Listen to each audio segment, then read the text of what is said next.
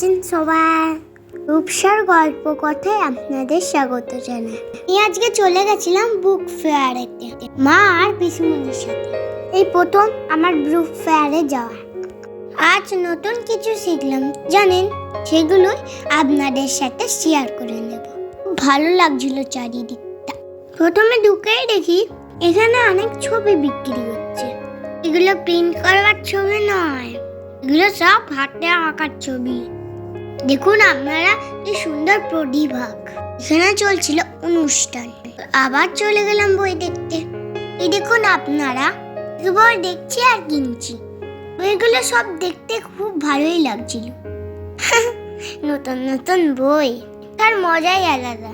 কি বলুন, বই পছন্দ হলো, নিয়ে নিলাম। এগুলো ছিল অ্যাক্টিভিটির বই। এরপর অন্য একটা স্টলে চলে গেলাম। আমি তো শুধুই বলছিলাম চারিদিকে বই আর বই। মা বারবার বলল বই মেলাতে শুধু বই পাওয়া যায়। এই দেখুন এক মনে বই দেখছিলাম, তা থেকে ক্যামেরা মেন এসে শুধুই ক্যাচ ক্যাচ করে ছবি তুলছে। এই তো দেখছি যে ছবি তোলার আর শেষ নেই। তাই হোক বাবা, ছবি তোলা হলো। আমি আবার বইয়ে মন দিলাম। আমি কত নাচতে ভালোবাসি, এই তো বই হাতে নিয়েই নাচতে শুরু করে দিলাম। এরপর চলে গেলাম বিল করতে।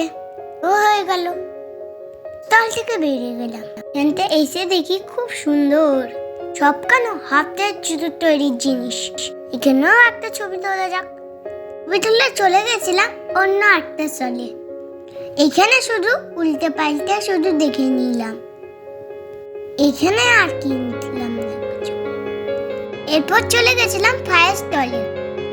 প্রেজেন্টেশনটা ছিল খুব সুন্দর। ওনারা খুব সুন্দরভাবে বোঝাচ্ছিলেন আগুন লেগে গেলে কিভাবে ওনারা কাজ করেন। সত্যি খুব কঠিন কাজ এটা। ওনারা যেমন বলছিলেন, এটা দেখুন ফায়ার রোবট। এখানে ছিল বিভিন্ন যন্ত্রপাতি, সেগুলো সব দেখে বেরিয়ে এলাম।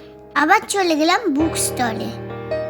এই দেখুন আমি কেমন বই দেখছি, খুব সুন্দর দেখতে না বইটা। আপনারাও চলে আসুন না বুক ফেয়ারে, ভালো লাগবে আপনাদেরও।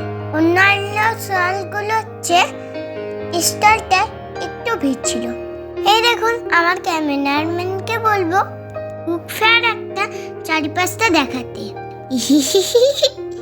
বুক ফেয়ারে গেছি, না খেলে তাই হয়। এখন আমি কেমন খেতে শুরু করে দিয়েছি। যদিও এটা কিনে দিয়েছিল আমার পুলিশ জেঠু। পুলিশ জেঠুর সাথে দেখা হয়ে গেছে। পুলিশ জেঠু আমাদের আবার সবজি ছেড়ে দিয়ে গেল।